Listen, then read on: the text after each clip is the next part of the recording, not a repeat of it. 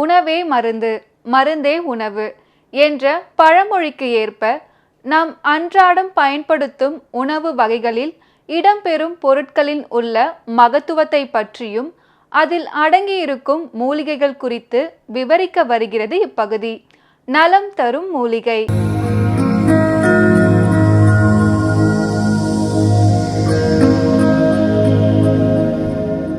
மக்கள் வணக்கம். உலக தமிழ் அறிவாளிகளே, நலமுடன் பல்லாண்டு வாழ்வோம்.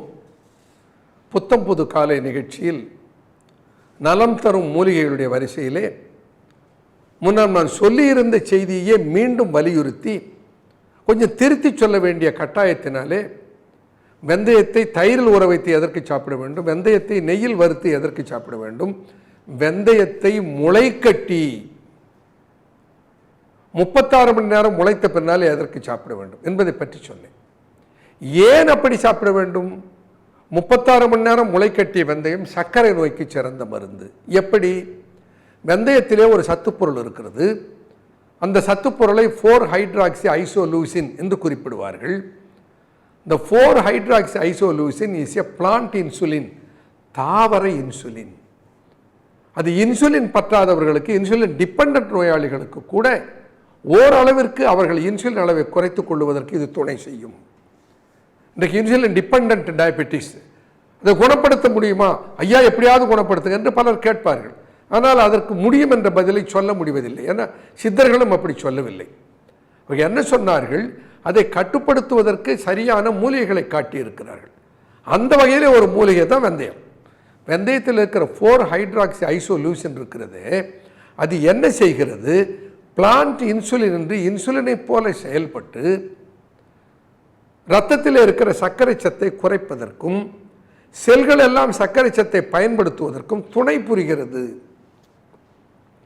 ஆகையினாலே அந்த 4-ஹைட்ராக்சி ஐசோலூசின் எந்த அளவுக்கு வெந்தயத்திலே கூடுதலாக இருக்கிறதோ அந்த அளவுக்கு அதனுடைய பலன் கூடுதலாக இருக்கும். அதை ஆய்வு செய்த போது என்ன கண்டோம்? அப்படியே வெந்தயத்தை எடுத்து அதிலே இருக்கிற 4-ஹைட்ராக்சி ஐசோலூசினையும்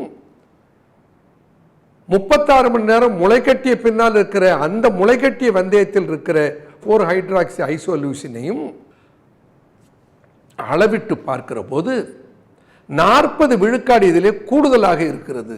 எதிலே கூடுதலாக இருக்கிறது? முளைக்கட்டிய வெந்தயத்தில் 40 விழுக்காடு கூடுதலாக இருக்கிறது.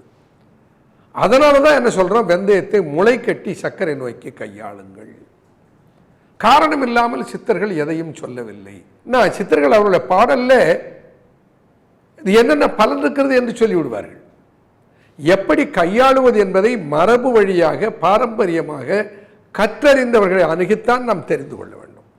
என்ன அனுமானத்தில் எடுக்க வேண்டும், எப்படி எடுக்க வேண்டும், இதையெல்லாம் அந்த முறைகளை எல்லாம் அவர்கள் பாடலில் எழுத முடியாது. பாடலில் எது எதற்கு பயன்படும்? மெதிகன மத்தீசுர மெகசயசீதம் பெதிஹதிசாரோ பித்திருமல் ஆதிய நோய் போக்கும் அனர்த்தனிக்கும் நித்த முற விந்துவை உண்டாக்கும் மனமே அறி என்றால் அதில் என்னென்ன மருத்துவ குணங்கள் இருக்கிறது? எலும்பு மச்சைக்கு சிறந்தது, எலும்பில் வருகிற காய்ச்சல் என்கின்ற போன் மேரோ டிப்ரெஷனுக்கு நல்லது, இந்த ஹீமோகுளோபின் உற்பத்திக்கு நல்லது, சர்க்கரை நோயை கட்டுப்படுத்த நல்லது, அது மேக நோய்க்கு சிறந்த ஒரு மருந்து, மலத்தை எளிதிலே போக வைக்கிற தன்மை உடையது, ஆண்மையை பெருக்கக்கூடியது. இத்தனையும் அந்த பாடலில் சொல்லிவிட்டார். ஆனால் எப்படியெல்லாம் அதை கையாண்டால் என்னென்ன பலன் கிடைக்கும் என்பதை நாம் மருத்துவரிடத்திலே பாரம்பரியமாக மருத்துவ ஞானம் பெற்றிருக்கிற அவர்களுடைய பரம்பரையிலே பயன்படுத்தி கொண்டிருக்கிற மருத்துவர்களை அணுகி பார்த்தால்தான் அந்த கைபாகம் என்று சொல்லுகிற கையாளுகிற முறையை பற்றி அவர்கள் நமக்கு சொல்லுவார்கள். அப்படித்தான் நான் இந்த மருத்துவ செய்திகளை சொல்லுகிறேன். இந்த மருத்துவ செய்திகளை சொல்லுகிற போது கொஞ்சம் கவனம் செலுத்தி நீங்கள் அதை உள்வாங்க வேண்டும். என்ன ஏதோ மேல்வானத்து வாரியாக கேட்டுட்டு வெந்தயம் வெந்தயம் மட்டும் தெரிஞ்சு போச்சு, எதற்கு எப்படி கையாளு மறந்து போச்சு. ஆனால் நல்ல வேளையா வலை ஒளியிலே அவைகள் இருக்கின்றன, யூடியூபில் இருக்கிறது. இப்போ போய் வலை ஒளியிலே போய் மீண்டும் அவைகளை இன்னொரு முறை பாருங்கள். பலமுறை பார்த்து தெளிந்து கொண்டு ஐயம் தீர்ந்த பின்னால் நீங்கள் அதை கையாளுங்கள். இதுதான் என்னுடைய வேண்டுகோள். இப்போ நான் ஒன்று சொல்ல வேண்டியிருக்கிறது. இந்த மூலிகைகள் எல்லாம் எப்படியெல்லாம் கையாண்டால் என்னென்ன பலனெல்லாம் கிடைக்கிறது என்று சொல்லிக் கொண்டது இல்லையா?